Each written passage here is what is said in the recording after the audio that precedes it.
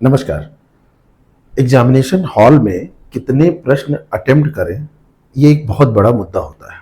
Examination hall में एक pressure होता है क्वेश्चन कठिन होने का, दूसरा प्रेशर होता है स्कोर अच्छा करने का, और तीसरा प्रेशर ये होता है कि मुझे जो आ रहा है क्या पर्याप्त है पास करने के लिए।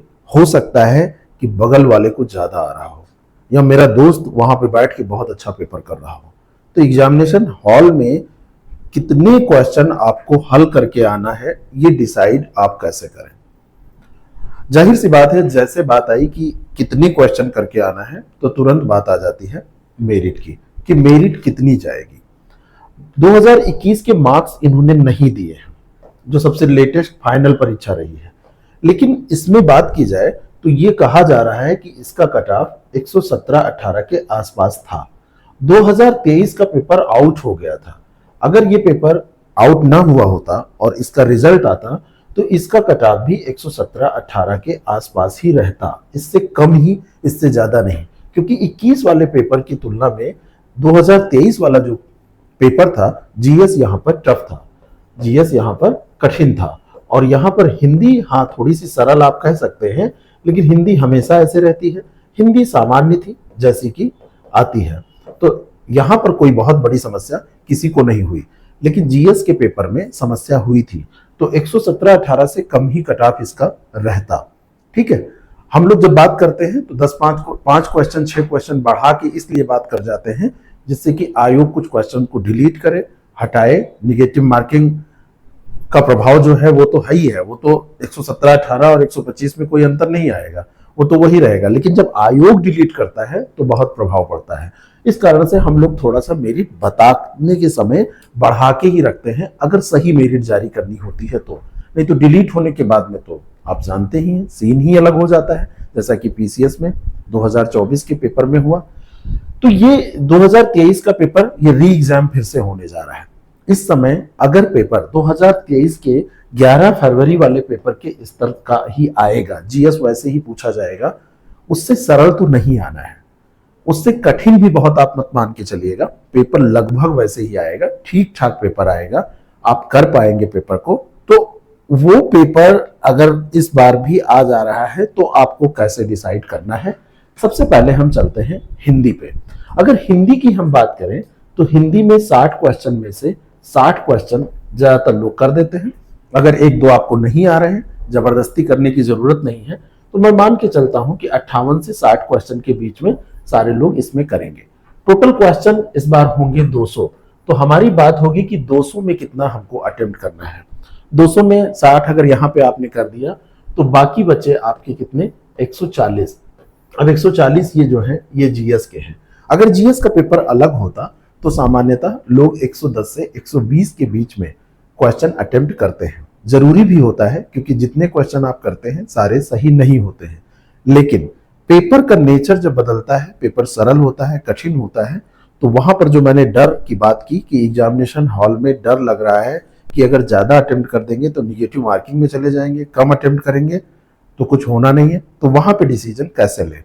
140 जो ये आ रहे हैं, इसमें से मैं मान के चल रहा हूं 50% क्वेश्चन ऐसे होते हैं जो कि सारे लोग कर सकते हैं, जिन्होंने ठीक ठाक पढ़ाई की है। इतने क्वेश्चन सही कर सकते हैं, करने का मतलब यहां पर सही करना है, लेकिन तब जब निगेटिव मार्किंग ना रहती। अगर इतना ही करना है, निगेटिव मार्किंग नहीं है, तो आप 90 कर देंगे, उसमें 70 सही हो जाएगा, आपका काम हो गया। लगभग आपने यहाँ 55, 52, 53 जो भी सही किया, और यहां पर आपने 70 कर दिया, आपका 124, 25, 23 ऐसे पहुंच गया, और 120 के ऊपर आप उम्मीद कर सकते हैं कि आप सेलेक्ट हो जाएंगे। लेकिन सीन यहां पर कुछ अलग है, निगेटिव मार्किंग भी है और डर है। निगेटिव मार्किंग में ज्यादा अगर अटेम्प्ट कर देंगे तो समस्या हो जाएगी। पेपर को 2 राउंड में आप करिए। फर्स्ट राउंड में मेरा मानना है कि आप उन सारे प्रश्नों का जवाब दीजिए जिसमें आप बिल्कुल 100% श्योर हैं इस मामले में कि आप आंसर जो दे रहे हैं वो सही ही है। हालांकि तब भी सारा सही नहीं होगा, 2, 4, 5%, 10% तो गलत तब भी हो जाएंगे, निश्चित तौर पर गलत होते हैं, वो आपके नहीं होते, वो सबके होते हैं। लेकिन उन प्रश्नों को टिक कर दीजिए, और कुछ प्रश्न ऐसे होते हैं जिनका आंसर आप दिए बिना रह नहीं पाते और उसको 4 बार भी पढ़ेंगे तब भी आप आंसर वही देंगे जो आपको देना है। तो ऐसे प्रश्नों को भी निपटा ही दीजिए। सेकेंड राउंड के लिए रखने का उसको क्या मतलब है, आप निपटा के उनको समाप्त करिए। अब बात है कि जीएस में अगर आपने फर्स्ट राउंड में 70 क्वेश्चन मान लीजिए कर दिए, 70 से 75 क्वेश्चन फर्स्ट राउंड में आपके हो गए। ये ऐसे प्रश्न हैं जहां पर आपको लग रहा है कि 100% श्योर है या आपको ये क्वेश्चन करना ही था, आपने वो ऑप्शन टिक कर दिया है और यहां पर आंसर आपका लगभग सही है। 80 तक पहुंच गए, बहुत सारे लोग 80 तक पहुंच जाएंगे, बहुत सारे लोग, कई बार ऐसा होता है 90 तक पहुंच जाते हैं, लेकिन मैं बीच का रास्ता रखता हूं। तो सेकेंड राउंड में आपको कुछ क्वेश्चन पे रिस्क लेना पड़ेगा, क्योंकि यहां पर अगर 10% भी क्वेश्चन गलत हो गए तो आपका स्कोर कहां पहुंच जाएगा, आपका स्कोर 60 के आसपास पहुंच जाएगा। 10% का मतलब 7 क्वेश्चन ऐसे गलत होना, मान लो 72 आपने किए हैं तो 7 क्वेश्चन ऐसे निकल गए और लगभग 2 से 3 क्वेश्चन ये और कम कर लेगा 7 क्वेश्चन पे, 2 से ऊपर क्वेश्चन, तो आप 65 से नीचे चले आएंगे, यानी कि 62, 63, 60 के आसपास पहुंच जाएंगे। और अगर आपका 15%, 20% गलत हो गया तो और ज्यादा। 75 क्वेश्चन में कितना भी आप संभल के करेंगे, कुछ ना कुछ गलतियां होनी है, तो सेकेंड राउंड में कम से कम आप 35 क्वेश्चन और कर दीजिए। तो आप कहेंगे कि ये तो बहुत ज्यादा हो गया, ज्यादा नहीं हुआ, इसमें 35 जोड़ेंगे तो 110 के आसपास ही हुआ। 35, 40, 32, 33 क्वेश्चन और ऐड कर दीजिए। ये ऐसे क्वेश्चन हैं जहां पर आपने एक स्मार्ट गेस किया है, यहां पर 50-50% चांसेस हैं कि ये सही होंगे या गलत होंगे। अगर आधे गलत भी हो जाते हैं तो आपका कोई नुकसान नहीं होने वाला है। 35 में से अगर 17 गलत भी हो जाते हैं तब भी आप फायदे में रहेंगे, क्योंकि 6 क्वेश्चन 17 में से निकाल देंगे, 17 सही हुए, 17 गलत हो गए। 35 में से मान लो 17 गलत हो गए, 18 बचे, और 17 जो गलत हुए उसमें 6 क्वेश्चन उनके 18 पे 6 निकलेगा ना, तो 6 निकाल दीजिए, तब भी आपके 12 क्वेश्चन आप लीड कर रहे हैं। तो यहां पर जुड़ेगा 62 के आसपास आप थे, 12 जुड़ के वो 75 से ऊपर पहुंच जाएगा, 77-78 क्वेश्चन। मान लो कि फर्स्ट राउंड में एक स्थिति ये हो सकती है कि आपके क्वेश्चंस की संख्या बहुत अच्छी नहीं हो पा रही है, आप 60 से 65 के आसपास पहुंच जा रहे हैं।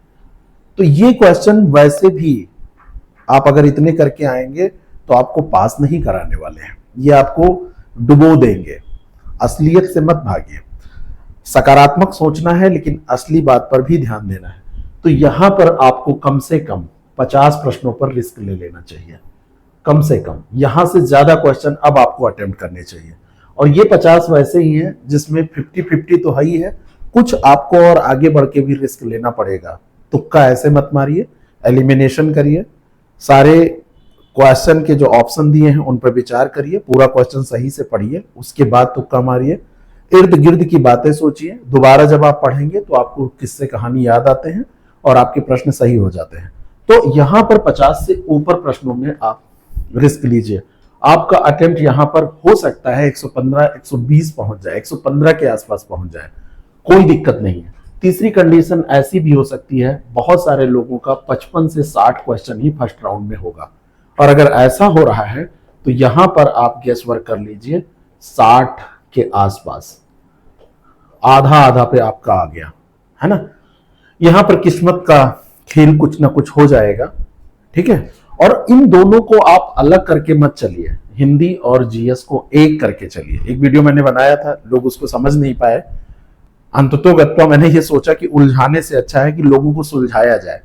तो इसमें मैं बताना चाहता हूं कि मेरिट जो बनेगी वो 200 क्वेश्चन पे बनेगी, जो भी पॉजिटिव जो भी निगेटिव। अब मान लीजिए कि यहां पर इस दशा में आपने जीएस में कितना अटेम्प्ट किया, ये जो दशा है ये, तो यहां पर देखिए इसके बीच में मैं लिखे दे रहा हूं 75 और 35, यानी कि लगभग 110 प्लस आपने अटेम्प्ट किया। यहां पर आप देखेंगे तो 115 प्लस आपने अटेम्प्ट किया, और यहां पर आप पहुंच जा रहे हैं 120 प्लस अटेम्प्ट किया, और यहां पर आपने 58, 60 अगर मान लेते हैं, तो इस वाली दशा में जब आपका फर्स्ट राउंड में काफी एक्यूरेसी आ रही थी, तो इसमें आप देखेंगे तो ए जो कंडीशन थी, ए कंडीशन में 110 प्लस 60, यानी कि आपने 170 क्वेश्चन, बी दशा में 115 प्लस 60 यानी कि 175 क्वेश्चन, और सी दशा जो है, सी कंडीशन इसमें 120 प्लस 60 यानी कि 180 क्वेश्चन तक अटेम्प्ट आप कर रहे हैं। कोई दिक्कत नहीं है, 170 से 180 के बीच में तो आपको अटेम्प्ट करना ही है, इससे कम अटेम्प्ट करके नहीं आना है। बाकी डिपेंड करता है हर व्यक्ति पर कि उसने जब मॉक टेस्ट दिया है तो उसकी एक्यूरेसी कहां पर सही है।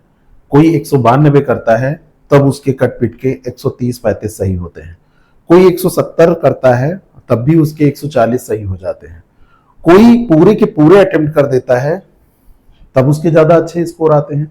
तो ये आपके लिए आपका अनुभव मेरी सलाह से ज्यादा महत्वपूर्ण है। लेकिन अगर वो अनुभव नहीं काम आ रहा है तो आप इस स्ट्रेटेजी का उपयोग कर सकते हैं, इस रणनीति का उपयोग कर सकते हैं कि एग्जामिनेशन हॉल में डिसाइड कैसे करें। तो डिसाइड करने का मतलब ये है, अब ये एक चीज और है, अगर पेपर आपको सरल लग रहा है और पेपर आपको कठिन लग रहा है, दोनों दशाओं में अटेम्प्ट करने वाले प्रश्नों की संख्या में बहुत अंतर नहीं आता है। अगर सरल लग रहा है तो सबके लिए सरल है, कठिन लग रहा है तो सबके लिए कठिन है। जब बहुत सरल और बहुत कठिन होता है तो अंतर आता है। जैसे पेपर बहुत सरल आ गया तो ये इतना अटेम्प्ट करना कोई बड़ी बात नहीं है, सब लोग 180, 182, 85 अटेम्प्ट कर देंगे। और अगर पेपर बहुत कठिन आ गया तो सब लोग 165, 70 के ऊपर बढ़ने में महसूस करेंगे कि अब रिस्क ज्यादा है। बहुत सारे लोग होते हैं खतरों के खिलाड़ी, वो कई बार जब कुछ नहीं होता है उनका स्कोर यहाँ आ गया तो वो सब गोला बना देते हैं। ऐसे में भी अपना पेशेंस नहीं खोना है, ऐसे में भी आपको धैर्य बनाए रखना है। जैसे मान लीजिए कि कोई योजना पूछी गई है, 4 योजनाएं दी गई और उन 4 योजनाओं में आप तिथि नहीं याद है, घटनाक्रम को सेट कर रहे हैं और वो भी आपका सेट नहीं हो पा रहा है, नहीं तैयार हो पा रहा है और किसी भी तरीके से वो आंसर नहीं तैयार हो पा रहा है, निकल नहीं पा रहा है आंसर, तो ऐसे में आप उस क्वेश्चन को छोड़ दीजिए।